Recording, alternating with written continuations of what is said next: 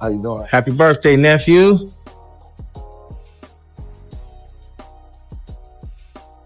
That's simple. A lot of like to spend their money. We love to spend our money. We can't take none of this. None. Ain't no armored trucks pulling up at no funerals. Simple. So you better enjoy this. A fool and his money will part. We do this. So Yeah. So look, I do want to do a BMF film because you've been entertained by a lackluster, small budget series. Now it's time to do a big budget film. Lil Meech just flipped the whole hip-hop world upside down. He's calling out Rick Ross for allegedly scamming Big Meech out of a mind-blowing $120 million, and this story is spreading like wildfire. What started as quiet whispers online has now exploded into a full-blown BMF versus Rick Ross showdown, and neither side is backing off. It would lead to February 13th, the Big Meech home benefit concert. It's gonna be iconic. Too many names to list, but let me salute some of the legends. Lil Baby, Boss Man D-Lo, 21 Savage, Sexy Red, Ricky Rose. Now, this the first time it's ever been done. Me performing BMF with the icon himself. This will be special. Epic. Get your tickets right now. I'm back. A quick Google search for you says that your net worth is $20 million. I know I got more money than that. I might go 70 days without looking at my exact total amount of my money because it gives me anxiety, keep looking at numbers all day. It's like when you put money in stocks, the stock trader told me, say, put a lot of money in stock, don't keep looking at that, drive you crazy. The streets are in chaos, timelines flooded, and fans completely divided. Everyone's asking the same question. Did Rick Ross really hustle one of the most respected names in street history for clout and cash? Right now, my shoulder broke, but we still getting to the money. We still count paper. This ain't a pump and dump, baby.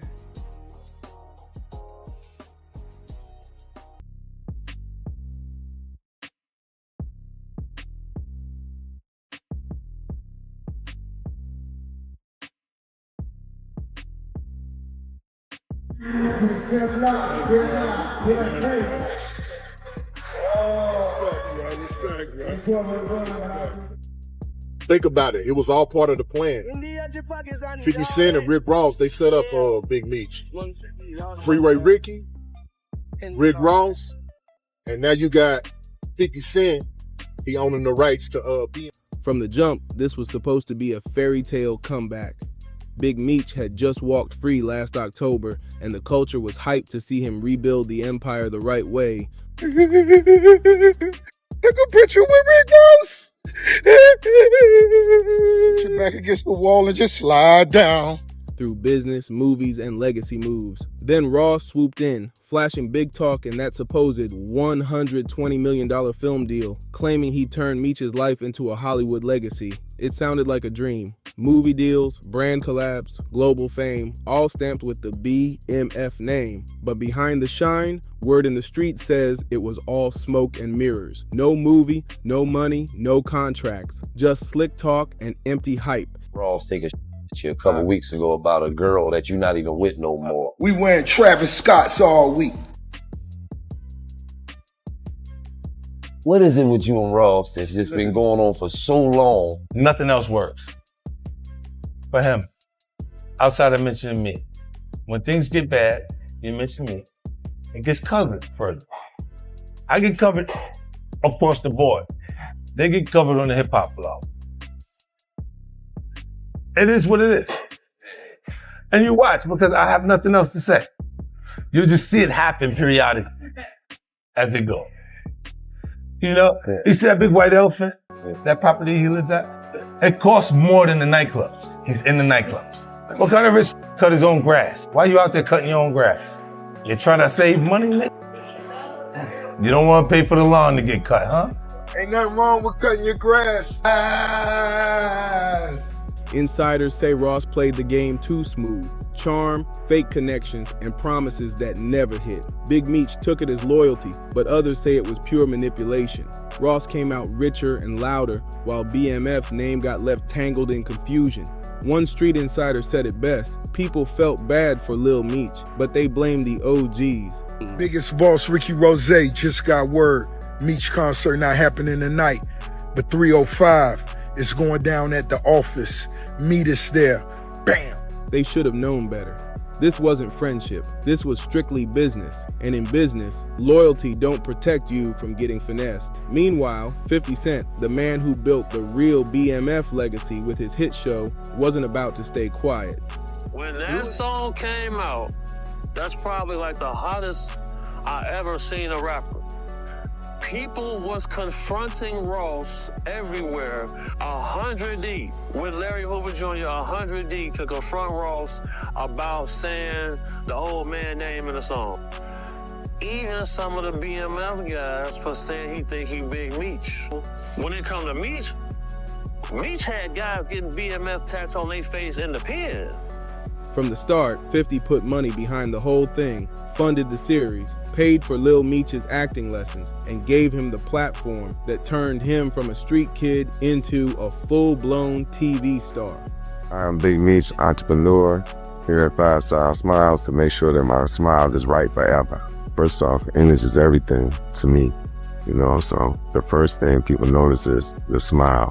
So knowing that I was going to be doing probably interviews and stuff like that and be in the limelight, wanted to make sure that was the first thing I had did. And that's the thing, like a lot of people in prison, they neglect that. He treated that BMF story with respect, turning it into a cultural moment that hit hard across the game. But then, Lil Meech shocked everybody by linking up with Rick Ross instead of the man who actually helped him rise. That move sparked a silent war behind the scenes until the gloves finally came off.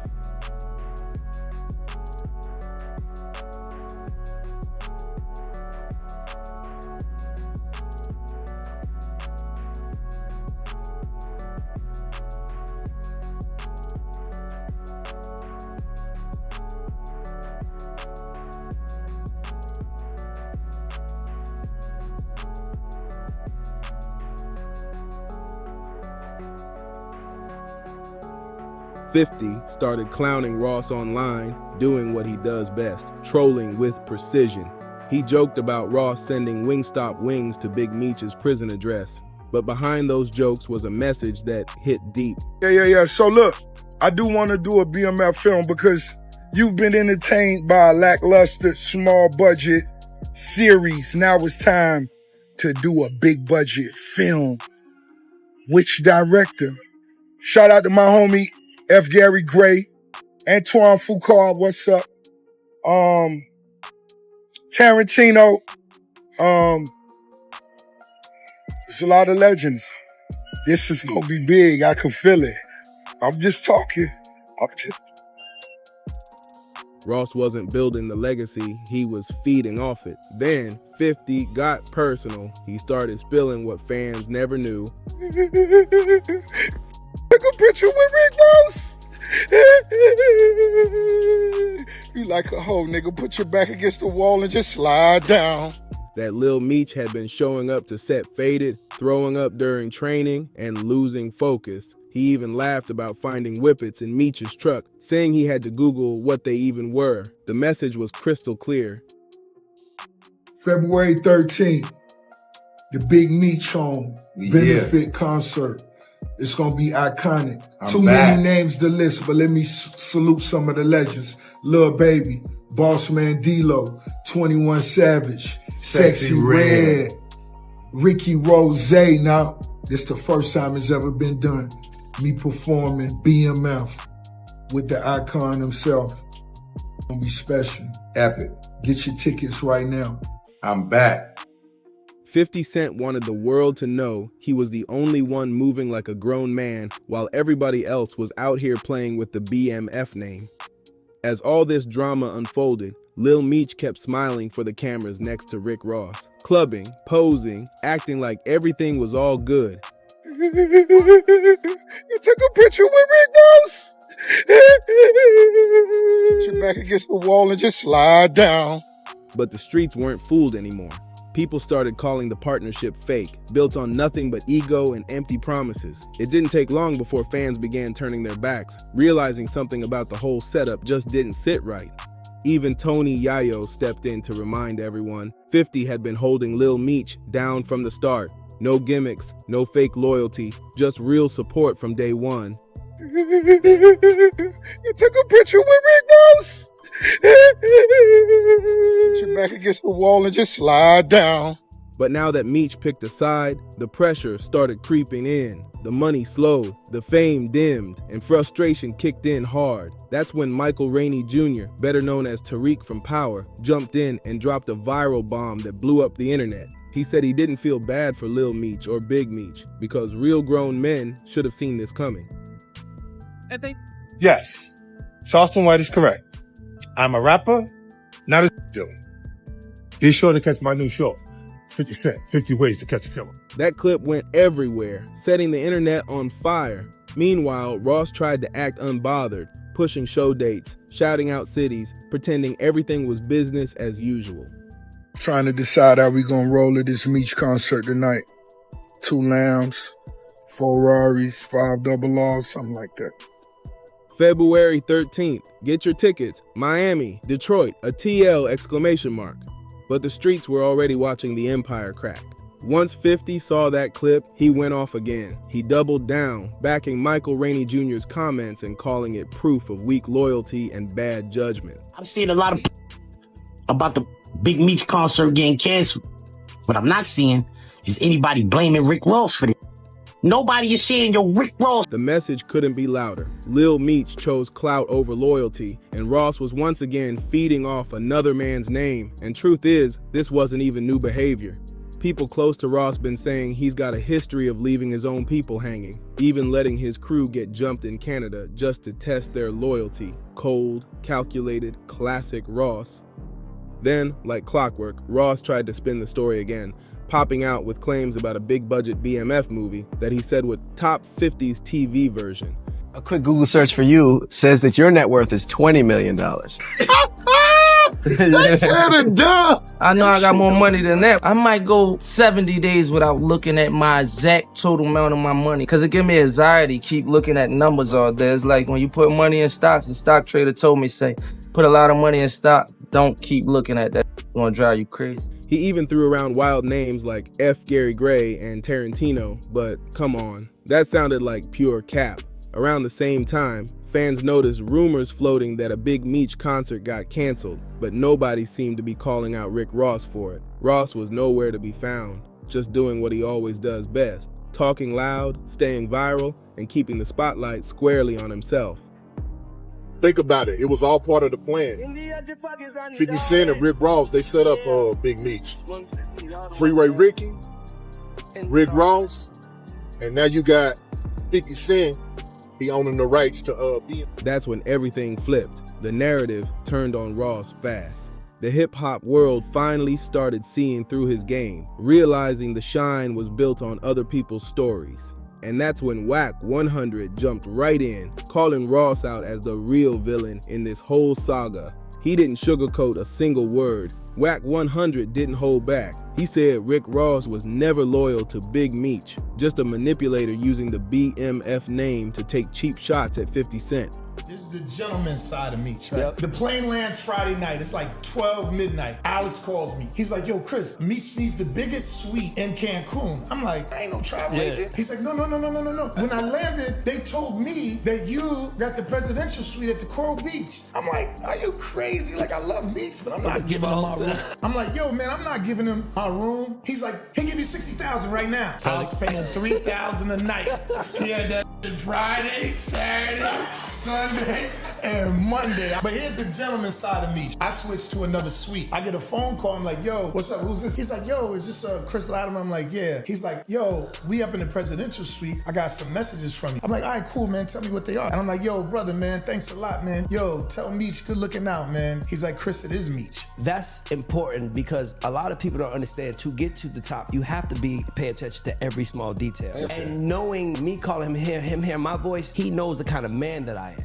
Wack made it clear, if Ross truly respected Meech, he would have handled business quietly, with no cameras or flexing. But instead, Ross turned the whole thing into a circus, a one-man show full of fake loyalty and over-the-top clout.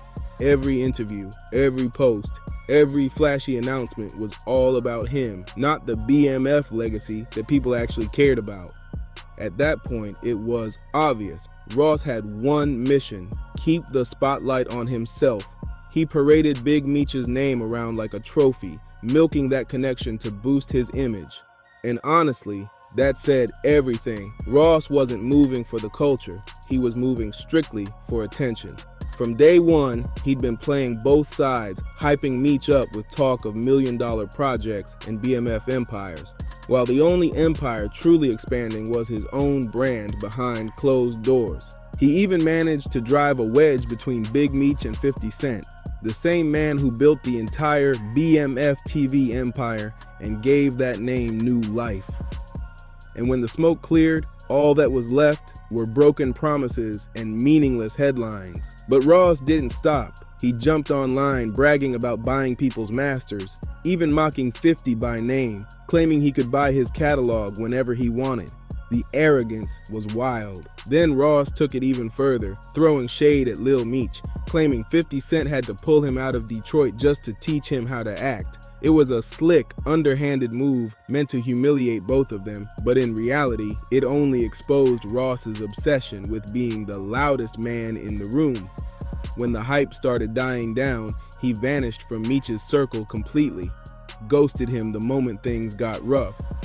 That's when the rumors started swirling. Word hit the streets that Rick Ross was the real reason Lil Meech's Welcome Home benefit concert got canceled. At first, fans thought 50 Cent was behind it, but insiders told a different story, that Ross didn't want Meech regaining his momentum. He wanted him sidelined, out of the spotlight, so Ross could keep fronting online like he was the one carrying the BMF legacy. To the streets, that was straight betrayal. Ross had turned another man's struggle into marketing material. He used Meech's name for clicks, streams, and clout, and once it stopped benefiting him, he cut ties and moved on. Lil Meech tried clapping back online, calling 50 Cent an internet gangster and accusing him of chasing attention, but nobody was buying it. Fans saw right through it and called it what it was: damage control. He was just trying to clean up the chaos Ross left behind. By that point, the internet was on fire with memes and jokes. People were clowning the entire situation, painting Lil Meech as a young dude who got played in his own movie. It was tough to watch, but it proved one brutal truth. In this industry, loyalty and money never mix without somebody getting burned. Rick Ross's history made the whole picture crystal clear. Every time he links up with someone already respected, something messy always follows. Whether it's deals gone bad, loyalty fading, or people getting left behind, it's a pattern that just keeps repeating. Look at Maybach Music Group, Meek Mill, Whale, Gunplay. All those names once proudly stood under Ross's wing. But behind that success, there were missing checks, shady contracts, and non-stop frustration. The stories kept piling up. Ross acting supportive in public while pulling strings behind closed doors. In private, it was ego over teamwork, control over collaboration. Over time, that pattern got too loud to ignore. Ross knew exactly how to move the chessboard, boosting himself while everyone else took the loss. If he really cared about BMF, he would have moved quietly with Big Meech, honoring the legacy with respect. But instead, he went public, knowing exactly how 50 Cent would react, because this wasn't about business anymore. It was about pride and power. 50 was protecting something real, a brand he built from scratch, while Ross was poking the bear just for attention. Even Meek Mill, once seen as Ross's right-hand man, eventually distanced himself after realizing MMG wasn't built for everyone to win. The spotlight only had room for one Rick Ross, and that same playbook is being used on Big Meech and Lil Meech. That so-called $120 million empire that was supposed to change their lives, it turned out to be nothing more than a ghost deal. All talk, no truth behind it.